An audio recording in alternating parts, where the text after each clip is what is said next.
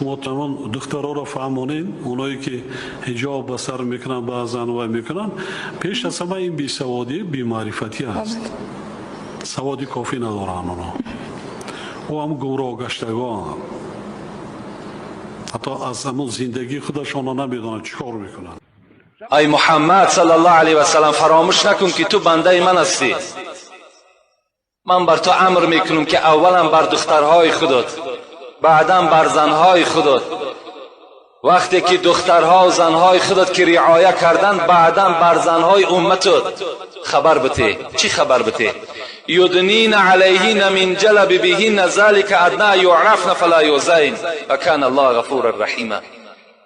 بر زنهای امتت خبر بده که بالای سرشان رویمال پرتایند و رویمال ها را چنان بندند که پیشهای بر و پسهای گردن اونها نتابد، بندهای دست اونها، بندهای پای اونها نتابد، تا که اونها در نزد من نجات میابند، تا که اونها شناخته شوند که اینها زنهای مسلمان هستند، تا که به اینها مردهای بی توفیق سخن بیهوده گفته نتانند.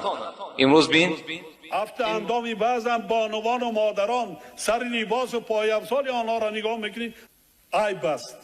به شأن و شرف ملت تاجیک این طرز لباس پوشی، بیگانه پرستی، اینقدر تاریخ و مدنیت و فرهنگ ملت تاجیک را زیر پا کردن عیب است، شرم است. من اشاره کردم خدا پرستی، خداجویی، قلبت خطی، اعتقاد کن، فرزندان تربیه کن. امروز شما را ملامت میکنم برای سترتان، لیکن شما ملامت نشین. شما در نزد خدا مکافات میگیرین. شما هم جواب قبیح نسبت اونها جواب بگین.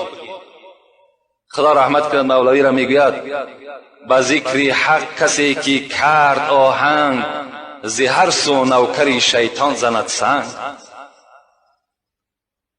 به ذکر حق کسی که کرد آهنگ، ز هر سو نوکری شیطان زند سنگ. ز هر سو می جکد سگ بر سری راه، نظر بر سگ مکن رو سوی الله.